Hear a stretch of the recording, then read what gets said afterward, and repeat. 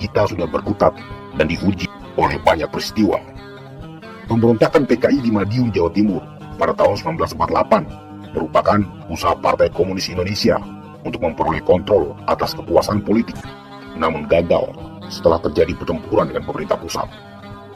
Peristiwa PRRI dan Permesta yang berlangsung antara tahun 1957 hingga 1961 di Sumatera Barat dan Sulawesi Utara merupakan pemberontakan yang melibatkan tokoh-tokoh militer dan politik lokal yang menentang pemerintah pusat. Gagal. Pemberontakan DITII pada tahun 1953 di Jawa Barat, Sulawesi Selatan, dan Aceh dilakukan oleh Darul Islam, sebuah gerakan berbasis agama yang menentang pemerintah republik dan bercita-cita mendirikan negara Islam. Gerakan itu gagal juga.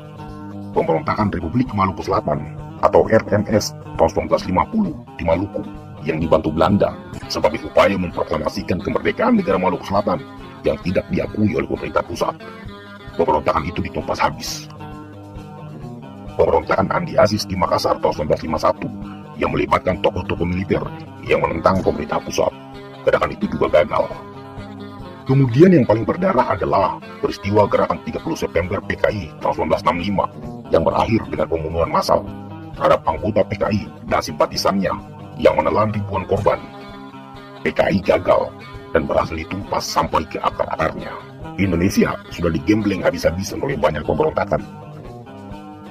Belum lagi jika kita bicara gerakan perlawanan berbasis kedaerahan seperti gerakan Aceh Merdeka, peristiwa Santa Cruz di Timor Leste yang membuat Indonesia diboikot oleh negara-negara barat, dan perlawanan yang dilakukan organisasi Papua Merdeka. Semua itu tidak menggoyahkan fondasi negara ini.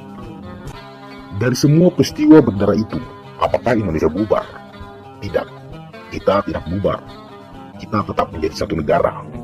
Coba lihat bagaimana kejamnya kerusuhan Mei tahun 1998 yang berujung pada konflik rasial yang mengorbankan orang-orang keturunan Cina hingga berakhir dengan jatuhnya Orde Baru.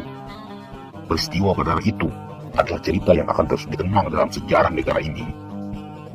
Kemudian pasca reformasi, Indonesia juga masih diuji dengan konflik-konflik primordial seperti konflik agama yang terjadi di Poso dan Ambon, Maluku sekitar tahun 1999 sampai 2002. Itu juga konflik berbasis suku seperti peristiwa Sampit dan Sambas di Kalimantan.